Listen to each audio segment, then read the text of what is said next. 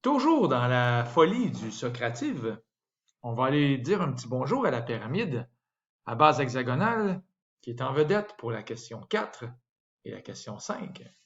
Donc encore une fois pour la question 4 et 5. À la question 4, on cherche bien sûr la, la hauteur, donc la mesure du segment GH. Donc la mesure du segment GH.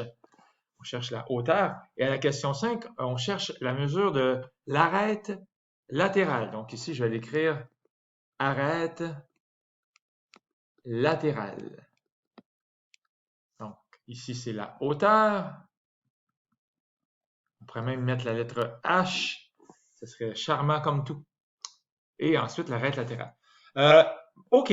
Ben, je vous invite à réaliser, chers élèves, qu'on a l'aire latérale qui est de 324 cm². C'est écrit ici.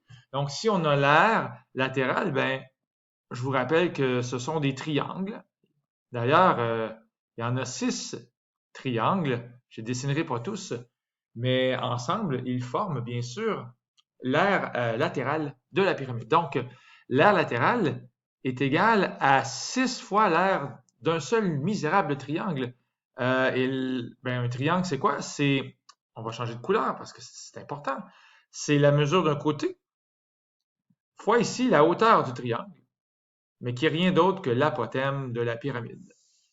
Donc, peut-être que c'est tentant d'écrire base fois hauteur sur 2. Je dis pas que c'est mauvais, je dis pas que c'est idiot, bien sûr que non. Mais au lieu d'écrire base fois hauteur divisé par 2, j'aimerais mieux qu'on prenne les lettres qui sont à l'honneur. Donc, c'est le côté fois l'apothème de la pyramide divisé par 2. Alors, quand vous faites ce calcul-là, ça va donner 324, qui est égal à 6 fois, le côté mesure 6. L'apothème de la pyramide, je ne le connais pas, comme ça. Et après quelques calculs, on va trouver que l'apothème de la pyramide mesure tout simplement 18 cm. Et là, on va dire, yeah, j'ai gagné. Non, tu n'as pas encore terminé ton grand marathon. Désolé, il te reste quelques kilomètres encore. On veut bien avoir, tiens, je vais le redessiner ici en noir. On a un 18 cm qui est prêt à servir, mais il va falloir faire des Pythagoras, n'est-ce pas?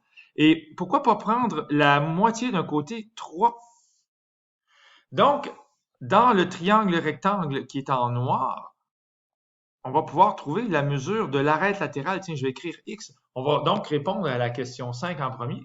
J'espère que vous n'êtes pas malheureux de ça. Donc, allons-y pour un simple Pythagore. Donc, x à la 2 plus 3 à la 2. Mais quelle bêtise, hein? Faites comme si j'avais rien dit. Donc, évidemment, c'est pas x qui est à la 2 plus 3 qui est à la 2, c'est 3 à la 2 plus 18 à la 2 égale x à la 2. Ben oui, c'est lui, le côté le plus long, il est en face de l'angle de 90 degrés. Donc, ça va donner tout simplement 9. J'aimerais ça faire disparaître ce rectangle, mais bon. 9, non, oui, peut-être. 9, je pense que je vais écrire un petit peu plus bas. 9 plus 324 égale x à la 2. Et on va trouver dans le fond 333 égale x à la 2. Et je pense que si je me permets de prendre la calculatrice, hein, je vais faire la racine carrée de 333 et ça devrait bien sûr me donner 18,25 cm. Donc, on a ici la réponse pour le numéro 5, donc 18,25 cm. Ici, je vais même l'écrire dans mon dessin, 18,25 cm en noir. Parfait. Et ben, on va s'en servir justement de ce 18,25 cm parce qu'il va nous aider pour trouver la mesure de... Qu'est-ce qu'on cherche déjà? Ben, on cherche la mesure de la hauteur.